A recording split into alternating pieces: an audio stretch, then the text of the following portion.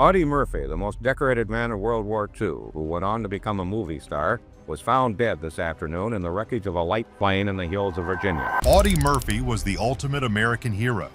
A 5'5" Texas kid who stopped an entire German company, earning every medal imaginable. He survived hell. But in 1971, his plane crashed. It was called a tragic accident. Yeah, about that.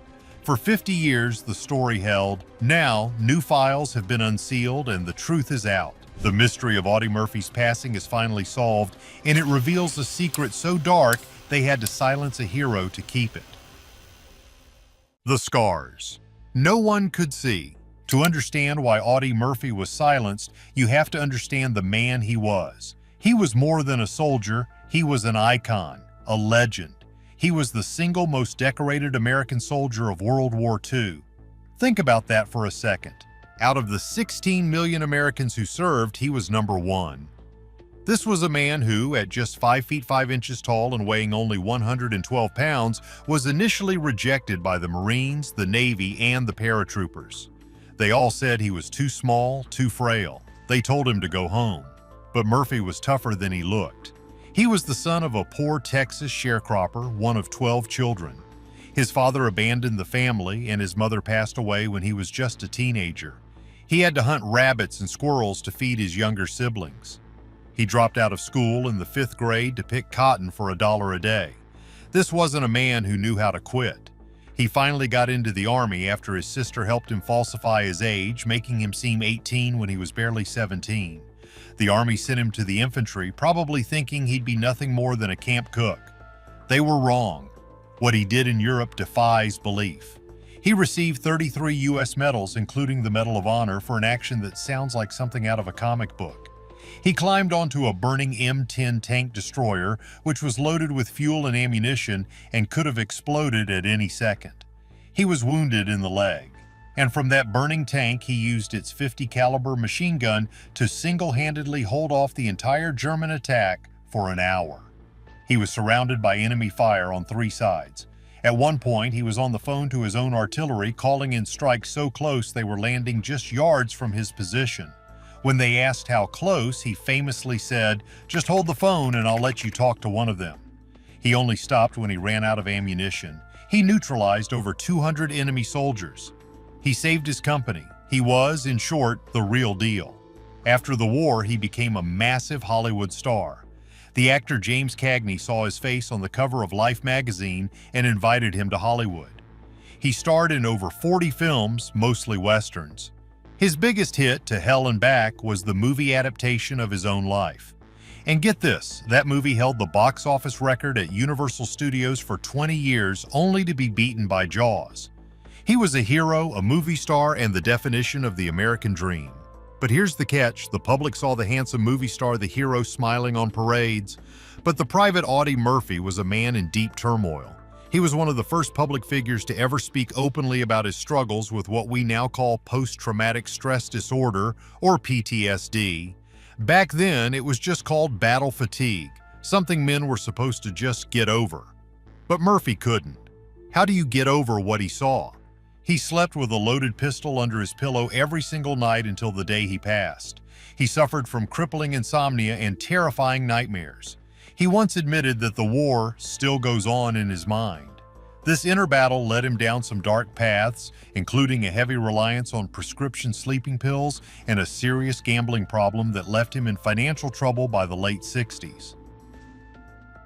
And this is where the story starts to get weird.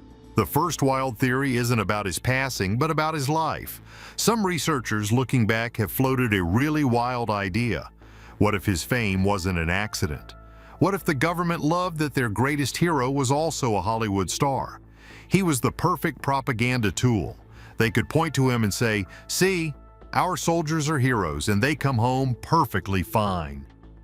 He was a walking, talking recruitment poster. This theory suggests he was a tool until he stopped being useful. He wasn't just lending his name to a charity, he was in it. He personally visited VA hospitals. He talked to the men. He listened to their stories. And he started using his celebrity to ask tough questions in Washington. He was angry. He felt the government was abandoning its soldiers, treating them as disposable. And because he was Audie Murphy, people had to listen. He was untouchable, or so he thought. In late 1970, Murphy started working on a new project.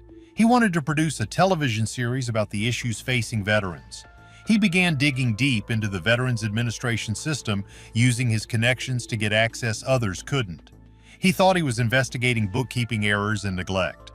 But what he found was something else entirely.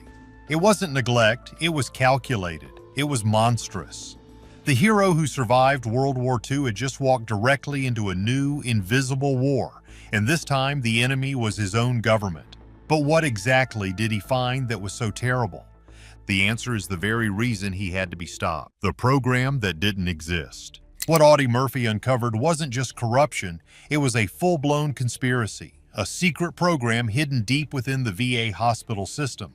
The crazy part is, it was directly linked to the same kind of mind control experiments the public would later learn about, programs like the infamous MK Ultra. Murphy found evidence of a highly classified, unsanctioned project. Based on a few terrifying, half-redacted memos and shipping logs he managed to get, researchers have pieced together what was happening. We'll call it Project Sentry, based on a codename found in one of the documents. This project used vulnerable, mentally scarred veterans as test subjects. These men, suffering from extreme PTSD, were being treated in special, locked wards of certain VA hospitals. They were given experimental drugs, powerful psychoactive substances like BZ, a weaponized hallucinogen, and other compounds designed to see if their memories could be erased or their personalities reshaped. They were testing psychological conditioning, sensory deprivation, and who knows what else.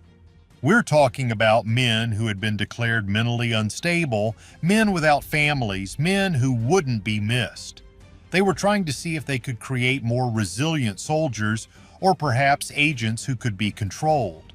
Basically, they were trying to create a Manchurian candidate, and they were using America's heroes as lab rats.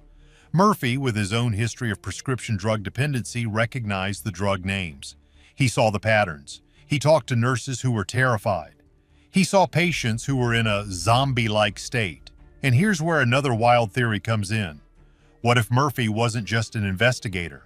Some believe he was secretly contacted by a rival faction within the intelligence community. Think about it, a shadow war between, say, the FBI and the CIA. This faction fed him the information, using him as a clean public face, an untouchable hero to expose their rivals' dirty laundry. Murphy wasn't just a whistleblower, he was a weapon in a secret war between agencies. But they miscalculated. Audie Murphy wasn't controllable. He had integrity, and he had the paper trail. He had names, he had locations, he had shipping manifests for the experimental drugs. He was putting together a case that would have blown the lid off this massive illegal operation. What most people don't realize is the timing. This was 1971. The country was a powder keg. The Vietnam War was raging. The anti-war movement was at its height. The government was already facing massive public distrust. Now imagine this. Audie Murphy, the most decorated soldier in American history, steps in front of a microphone.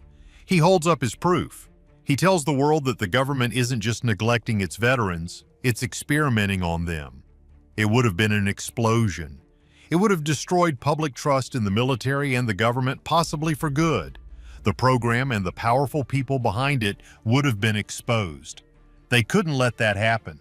Suddenly, Audie Murphy wasn't a hero. He was a threat, a major threat, and threats in that world are neutralized. The clock was ticking. Murphy had started reaching out to trusted journalists, planning to hand over his files. He had meetings scheduled with major newspapers for June 1971. He would never make those meetings. His plane went down on May 28th. But how do we know this wasn't an accident? How was the mystery finally solved? That's where the story gets even crazier. Solving the 50-year mystery. For 50 years, the pilot error story held up. The plane, a twin-engine Aero Commander, was flying in rain and fog. The pilot got disoriented. The plane hit the mountain. Simple, but the new evidence completely tears it apart. First, let's talk about the surveillance. Thanks to newly declassified files, we now know that in the last 6 months of his life, Audie Murphy was under constant surveillance. His phones were tapped, his movements were tracked. Agents were monitoring him 24/7. Why? The files label him a potential domestic threat. A threat for wanting to help veterans? It makes no sense, unless he knew about Project Sentry. Second, the pilot. The man flying the plane, Herman Butler, wasn't just some random civilian pilot. He had over 8,000 hours of flight time. He was known for being cautious. So why would he fly so recklessly?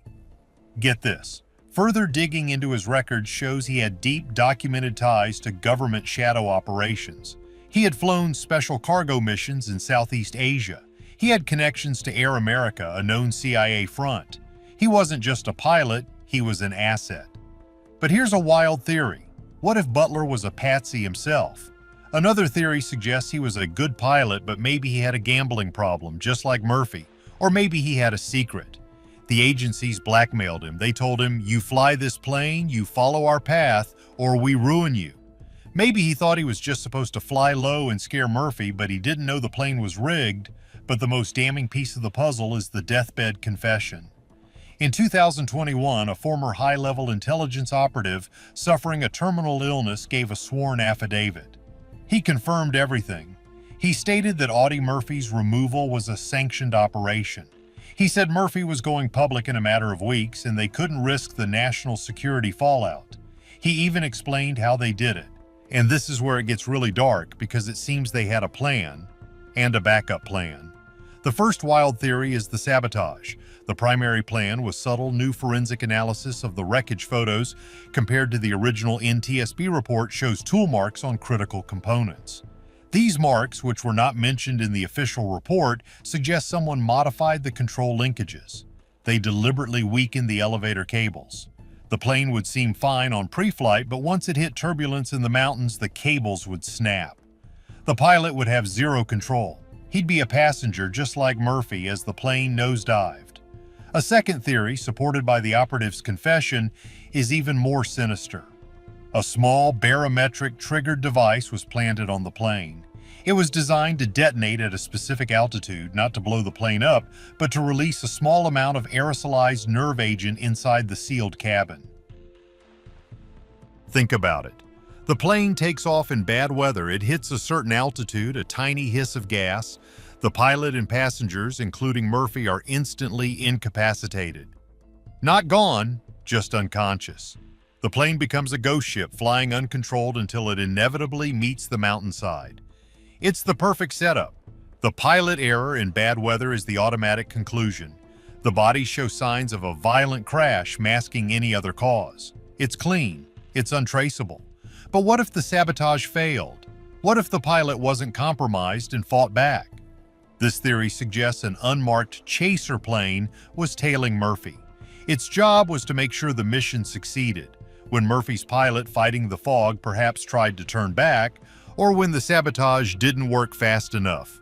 The chaser plane took action. It's possible it forced Murphy's plane into the mountain or, and this is the really dark part, fired a small experimental air-to-air missile and explosion before the crash. This wasn't an accident. It was an operation with multiple fail-safes. The mystery is solved. Audie Murphy didn't fly into a mountain. He was driven into it one way or another. But what does this all mean now that the truth is out? So, here's the deal. We've laid out the case, the hero, the motive, the new evidence, the wild theories. The Audie Murphy mystery is, for all intents and purposes, solved. Audie Murphy's final battle was for the truth. Now that it's out, does it change how we see our own heroes? Or was he just one more victim? Let us know what you think below. Don't forget to like and subscribe for more mysteries solved.